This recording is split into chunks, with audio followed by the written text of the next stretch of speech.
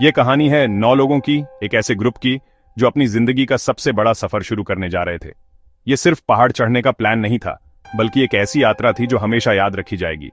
ये लोग उराल पहाड़ों की बर्फ से ढकी चोटियों को जीतने निकले थे। ये पहाड़ बहुत मुश्किल और बदलते मौसम के लिए जाने जाते हैं, और इन नौजवानों को इस चैलेंज का सामना करने का बहुत शौक था। इनका लीडर था इगोर डाइटलो, जो इंजीनियरिंग का स्टूडेंट था। इगोर अच्छा पहाड़ चढ़ने वाला था और सबको मोटिवेट करने वाला, मुश्किल वक्त में भी शांत रहने वाला इंसान था। उसके साथ 7 लड़के और 2 लड़कियां थीं। सब इस सफर के लिए बहुत एक्साइटेड और पूरी तरह तैयार थे। ये सब नौजवान, बहादुर थे और यूराल पॉलिटेक्निकल इंस्टीट्यूट से जुड़े थे। ये सिर्फ स्टूडेंट नहीं थे, बल्कि आगे चलकर साइंटिस्ट, इंजीनियर और लीडर बनने का सपना देखते थे। इनका मकसद था ऑटोटेन पहाड़, जो उत्तर के उराल पहाड़ों का एक मुश्किल और ऊंचा हिस्सा है, जिसका लोकल मानसी भाषा में मतलब है वहां मत जाओ। ये एक वार्निंग थी जो उनके लिए सच साबित हुई। अगर वे इस बात को मान लेते तो शायद कहानी कुछ और होती। जनवरी 1959 के आखिर में सबने पूरी तैयारी के साथ सफर शुरू किया। उन्होंने महीनों तक प्लानिंग की थी और हर छोटी बड़ी चीज का ध्यान रखा था। उनके पास डायरी, कैमरा और सबसे अच्छे सामान थे। वे इस सफर के हर पल को यादगार बनाना चाहते थे। वे हर पल को रिकॉर्ड कर रहे थे, दोस्ती और एडवेंचर से भरे हुए। उनकी फोटो और डायरी उनकी खुशियों और जोश की गवाही देती हैं। सफर की शुरुआत ट्रेन और ट्रक से हुई, जो उन्हें उराल पहाड़ों के पास ले गए। फिर वे विझाई गांव पहुंचे, जहां से आगे सिर्फ जंगल और पहाड़ थे। यहीं से असली पैदल यात्रा शुरू हुई। अब उन्हें खुद ही आगे बढ़ना था। 27 जनवरी को यूरी यूडिन बीमार पड़ गया और वापस लौट गया। शायद उसे कोई इशारा मिल गया था। अनजाने में उसने अपनी जान बचा ली। वही अकेला था जो इस सफर से जिंदा लौटा। बाकी 9 लोग बर्फीले जंगल में आगे बढ़ते गए, बिना जाने कि आगे क्या होने वाला है। डायरी और फोटो से पता चलता है कि वे खुश थे, हंस रहे थे और एक दूसरे के साथ मजे कर रहे थे और एक दूसरे का साथ दे रहे थे। वे एक टीम थे, एक परिवार की तरह, जो साथ में इस मुश्किल को पार कर रहे थे। उन्हें 12 फरवरी तक लौटना था। यह तारीख उनके घर वालों और दोस्तों के लिए बहुत अहम थी, लेकिन उनका टेलीग्राम कभी नहीं आया और उनकी वापसी की उम्मीदें धीरे धीरे कम होने लगी। जब वे नहीं लौटे तो सबको चिंता होने लगी और उनके घर वालों ने उनकी तलाश शुरू कर दी। किसी को अंदाजा नहीं था कि वे अब इतिहास की सबसे बड़ी पहेलियों में से एक का हिस्सा बन चुके हैं। एक ऐसी घटना जिसने पूरी दुनिया को हैरान कर दिया। उनकी किस्मत खोलत स्याखल की ढलान पर बर्फ के नीचे छुपी थी, एक ऐसी जगह जहां जिंदगी और मौत के बीच बस एक पतली लाइन थी। एक राज जो आज तक नहीं सुलझा और शायद कभी नहीं सुलझेगा। इन पर्वतारोहियों के कैमरों में जो तस्वीरें मिली, वो उन बहादुर लोगों की यादें हैं जिन्होंने ऊंचे पहाड़ों को छूने का सपना देखा था। ये तस्वीरें सिर्फ फोटो नहीं, बल्कि उस सफर का सबूत हैं जो उन्होंने तय किया था। उनकी यात्रा की असली कहानी इन तस्वीरों में दिखती है। हर फोटो एक किस्सा है जो उनके हौसले, उम्मीदों और मुश्किलों को दिखाता है। ये तस्वीरें हमें उस वक्त में ले जाती हैं जब कैमरा ही यादें संभालने का तरीका था। इन तस्वीरों में उनकी हंसी और दोस्ती साफ दिखती है। उनकी हंसी पहाड़ों में गूंजती थी और आज भी इन तस्वीरों में महसूस होती है। और उनके आखिरी पल जो हमेशा के लिए इन तस्वीरों में रह गए। ये पल हमें बताते हैं कि जिंदगी कितनी कीमती है और हमें हर लम्हा खुशी से जीना चाहिए। शुरू की तस्वीरों में उनके चेहरे पर नई शुरुआत की खुशी साफ दिखती है। वे ट्रेन में हंसते, गिटार बजाते, जैसे हर पल को जश्न बना रहे हों। संगीत और हंसी के साथ वे अपनी मंजिल की तरफ बढ़ रहे थे।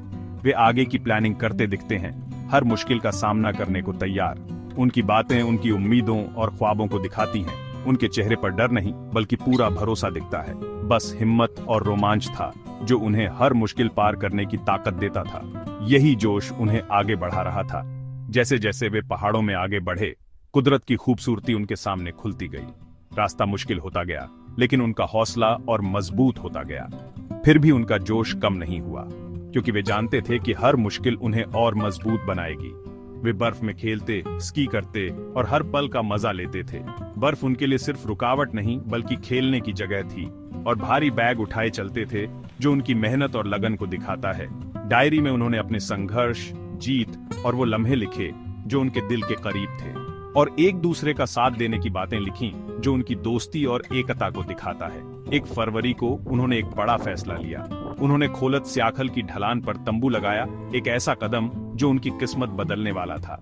एक खुली जगह जहां वे कुदरत के खतरे से बेखबर थे। ये फैसला शायद थकान या प्लानिंग की वजह से लिया गया, लेकिन इसका अंजाम बहुत बुरा होने वाला था। ये फैसला जानलेवा साबित हुआ और उनकी यात्रा का अंत बन गया। पास में जंगल था जो उन्हें बचा सकता था, लेकिन उन्होंने खुली जगह चुनी। शायद वे खतरे को नहीं समझ पाए।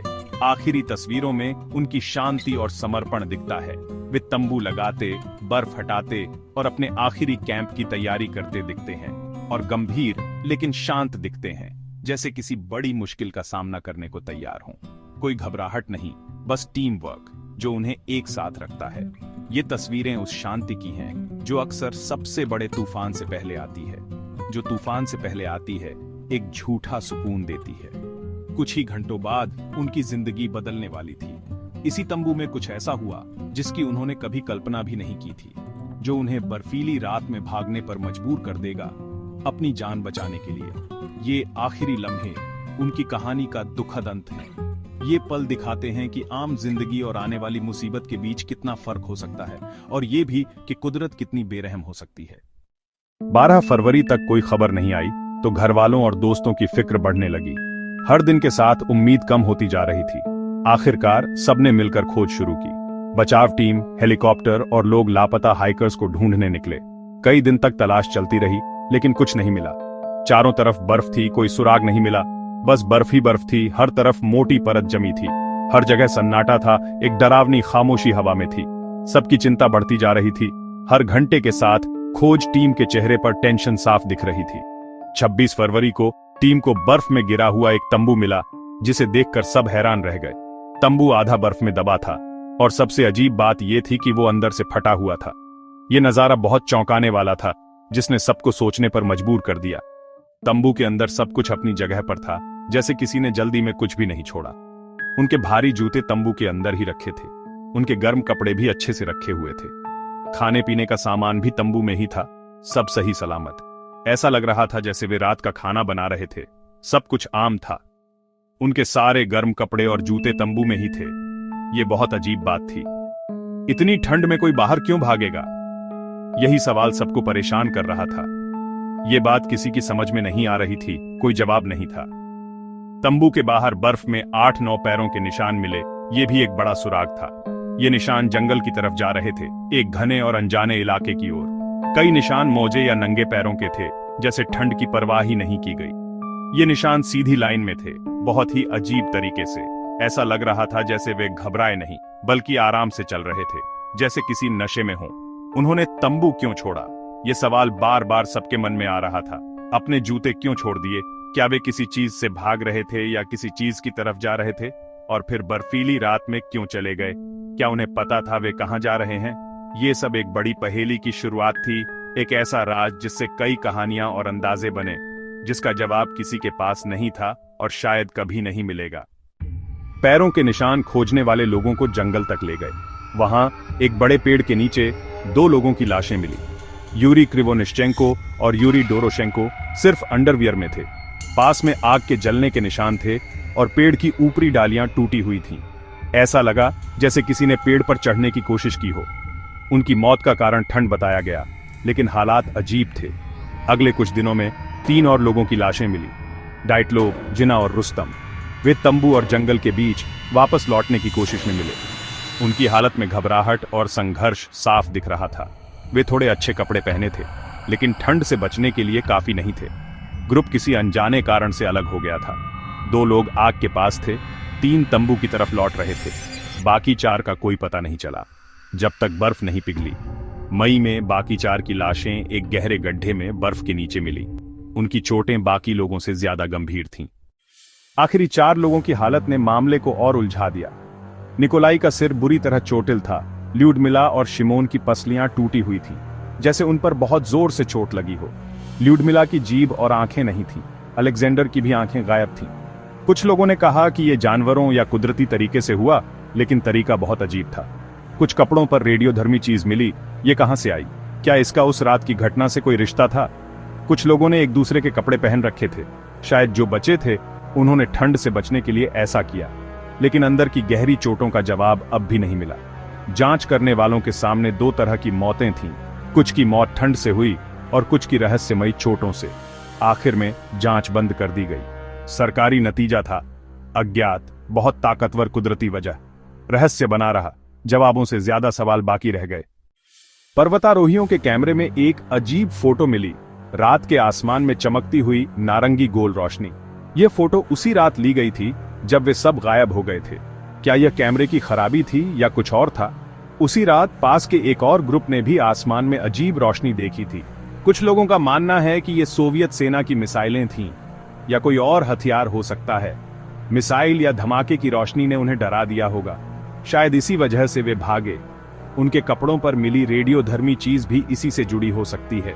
लेकिन ये बात भी सब कुछ साफ नहीं करती। सरकार ने उस जगह को बंद क्यों नहीं किया? उनकी चोटें इतनी अजीब क्यों थीं? कुछ लोग मानते हैं कि ये यूएफओ या कोई अलौकिक चीज थी। ये फोटो इस रहस्य को और गहरा बना देती है। सबसे आम वैज्ञानिक सोच ये है, स्लैब हिमस्खलन। तंबू के ऊपर बर्फ की मोटी परत आ गई, तंबू गिर गया और अंदर सो रहे लोग जख्मी हो गए। घबराए हुए लोग तंबू को काटकर बाहर निकले और जंगल की तरफ भागे। जंगल में वे आग जलाने में नाकाम रहे और एक एक करके ठंड से मर गए। यह सोच कई सबूतों को जोड़ती है, लेकिन इसमें भी कमजोरियां हैं। जगह पर हिमस्खलन के साफ निशान नहीं थे। स्की और डंडे सही सलामत थे। पैरों के निशान भागने वाले नहीं, बल्कि आराम से चलने वाले थे। अजीब बात यह थी कि कुछ ने ठंड में अपने कपड़े उतार दिए। इससे कुछ लाशों की हालत समझ आती है, लेकिन अंदरूनी चोटें, गायब अंग और रेडियोधर्मिता अब भी रहस्य हैं। हिमस्खलन वाली बात पूरी तरह सही नहीं लगती। एक और सोच है, छुपा हुआ सोवियत फौजी टेस्ट। आसमान में जो रोशनी दिखी वो मिसाइल भी हो सकती थी, या फिर ये किसी ऐसे हथियार का असर था जो आवाज से काम करता है। ऐसी आवाज डर और घबराहट पैदा कर सकती है और अंदरूनी चोटें भी दे सकती है। क्या ये पहाड़ी लोग उसी का शिकार हुए थे? इस सोच से कपड़ों पर रेडियोधर्मी चीजें, अजीब बर्ताव और सरकार की चुप्पी समझ में आती है, लेकिन वहां कोई मलबा या धमाके के निशान नहीं मिले। आवाज वाले हथियार से इतनी बड़ी चोटें कैसे आईं और फौज ने लाशें क्यों छोड़ दी? ये सोच कुछ सवालों के जवाब देती है, लेकिन नए सवाल भी खड़े करती है। शायद सच इन सब सोचों के बीच कहीं है, या कुछ ऐसा जो हमने कभी सोचा ही नहीं। डाइटलोव पास का राज साजिश और साइंस के बीच लटका है, अब भी अनसुलझा है। डाइटलोव पास की घटना आज भी 60 साल बाद एक बड़ा राज बनी हुई है। 9 बहादुर लोग एक सफर पर निकले, लेकिन कभी वापस नहीं आए। उनकी मौत के हालात इतने अजीब थे कि कोई भी एक वजह सब कुछ नहीं समझा सकती। हिमस्खलन, फौजी टेस्ट, इंफ्रासाउंड या कोई अजीब बात, हर सोच अधूरी लगती है। शायद सच इन सब के बीच कहीं है, या फिर कुछ ऐसा है जो हम सोच भी नहीं सकते। डाइटलोव पास की कहानी हमें बताती है कि कुदरत कितनी ताकतवर है और अनजाने से डरना भी जरूरी है। ये 9 लोग सिर्फ एक कहानी का हिस्सा नहीं थे। वे दोस्त थे, पढ़ने वाले थे और बहुत हिम्मती थे। उनकी डायरियां और तस्वीरें उनके ख्वाब और उम्मीदें दिखाती हैं। शायद हम कभी न जान पाएं कि उस रात क्या हुआ था। ये राज बर्फ और वक्त के नीचे छुपा रहेगा। ये हमें याद दिलाता है कि कुछ जगहें हमेशा रहस्य ही रहेंगी।